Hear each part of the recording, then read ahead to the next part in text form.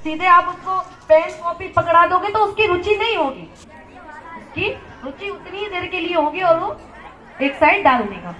परंतु यहाँ पर देखो, वेद उच्चारण, वेद मंत्र के उच्चारण होंगे, हवन होगा, आहुति डालेंगे बच्चे, है ना, स्लेट पट्टी का पूजन होगा, सरस्वती मैया आगे विराजमान है, कितना कुछ भगवान से जुड़ करके ये कार्य हो रहा है।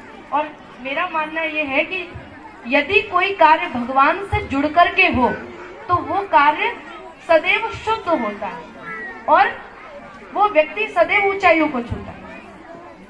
और यहाँ तो शुरुआत क्या, जो आचार्य गण थे, जो दीदियां थी, वो मानो नन्हे नन्हे बच्चों के चरणों को धो रही थी। मैं देख रही थी बाहर, मैंने कहा देखो यहाँ गुरु लोग शिष्यों के चरणों को धो रहे हैं। तो वो पता है चरणों को धोना ये झुकना नहीं है, वो उस शिष्य को शुद्ध कर रहे हैं कि ये शुद्ध होकर के हमारे इस मंदिर में प्रवेश करेगा। क्योंकि मंदिर में जब तक प्रवेश नहीं मिलता जब तक स्नान आदि करके नहीं आता, है ना।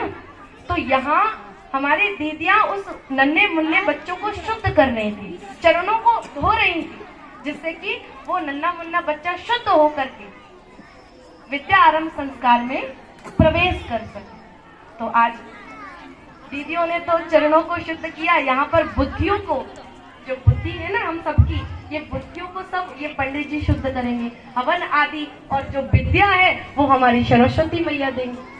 उनके आगे बैठे हैं तो कब तक मैया विमुख होगी हमसे, कब तक उनकी दृष्टि हमारे ऊपर नहीं पड़ेगी। उनके आगे ही यदि कोई कार्य हम कर रहे हैं तो भगवान की दृष्टि तो पड़नी ही है और वो कार्य सिद्ध तो होगा ही।